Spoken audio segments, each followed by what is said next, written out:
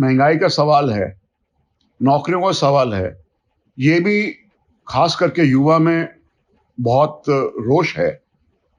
तो उसको भी बताते हैं कि जो वादे करे थे इन्होंने इलेक्शन के टाइम पे, वो आज तक पूरे नहीं करे इन्होंने। विपक्ष में होते हुए जो वोटें पड़ी हैं, वो मैं समझता हूँ मेरे और रामपुरा हाउस के पीछे और सच्चाई की और ऑनेस्टी की जो परंपरा है इस घर की, उसके पीछे लोग साथ देते हैं और आगे भी देते जाएंगे।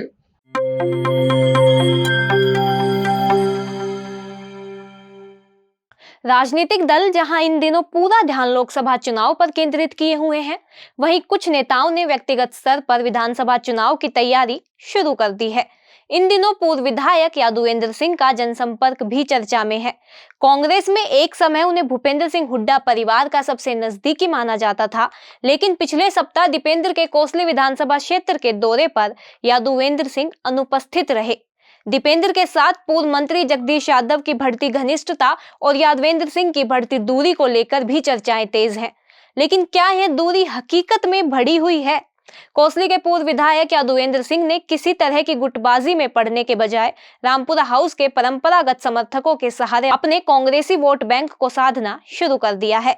वह कल कोसली के गांव में पहुंचे और लोगों के बीच पहुंचकर अपने कार्यकाल की उपलब्धियां बताई। एनजेपी की टीम ने भी आज यादवेंद्र सिंह से यह जानने का प्रयास किया कि वे किन मुद्दों को लेकर विधानसभा में जा रहे हैं और दीपेंद्र के कार्यक्रम से किस कारण दूर रहे। हमने यह भी जानने का प्रयास किया कि कोसली से लगाव रखने वाले पूर्व मंत्री जगदीश यादव व पूर्व मुख्य संसदीय सचिव अनीता यादव के कांग्रेसी बनने से पार्टी को कितना लाभ हुआ। यादवेंद्र दीपेंद्र हुड्डा से नाराजगी की खबरों को बेबुनियाद बताते हैं, लेकिन एनजेपी की सूचना के अनुसार अधिक नहीं तो कुछ न कुछ दूरी तो बढ़ी हुई है।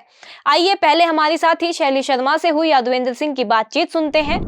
नमस्कार, मैं हूं शैली शर्मा और आप देख रहे हैं एनजेपी हरियाणा। आज हमारे साथ है पूर्व विधायक राव यादवेंद्र सिंह जी। आज हम इनसे जानेंगे कोसली के जनसंपर्क में ये किन उपलब्धियों को लेकर, किन विषयों को लेकर अपने मतदाताओं के बीच जा रहे हैं। बताइए सर।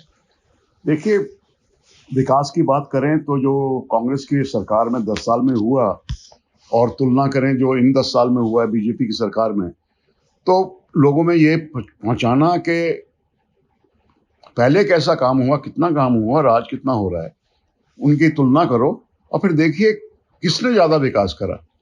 दूसरी चीज़ जो अहीरों में खास करके और हमारे दक्षिणी हरियाणा में जो रड़क आती है, वो है फौज की नौकरियां हमारी 6000 हुआ करती थी हरियाणा में, आज के दिन सिर्फ 900 कर रखी है इन्होंने। तो ये उसके ऊपर चर्चा करता हूँ मैं।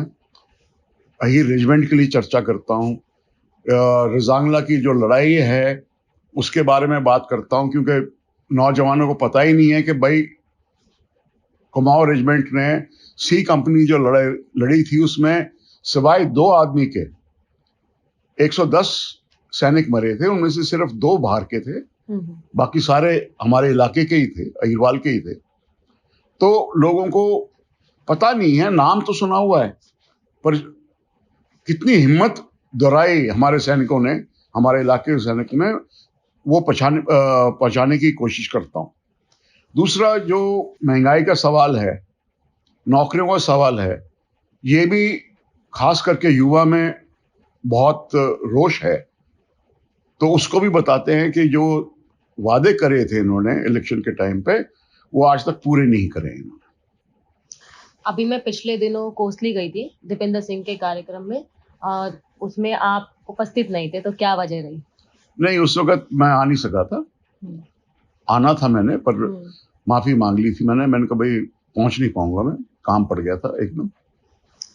कोसली में उम्मीदवारों की संख्या बढ़ गई है, कांग्रेस के उम्मीदवारों की। जगदीश यादव भी आ गए हैं, अनीता यादव पहले से ही है और आप भी पहले से ही हैं।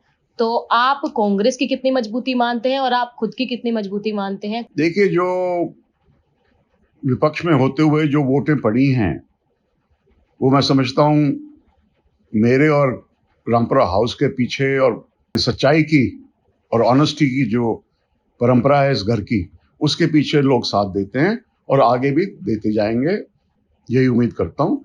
कांग्रेस मजबूत होती जा रही है, पहले से तो बहुत मजबूत हो गई। अब आगे देखेंगे क्या होता है। आपने यह तो सुन लिया कि उनकी दीपेंद्र हुड्डा से किसी तरह की नाराजगी नहीं है, लेकिन लाख टके का सवाल तो यही है कि एक मयान में कितनी तलवारें आ सकती है।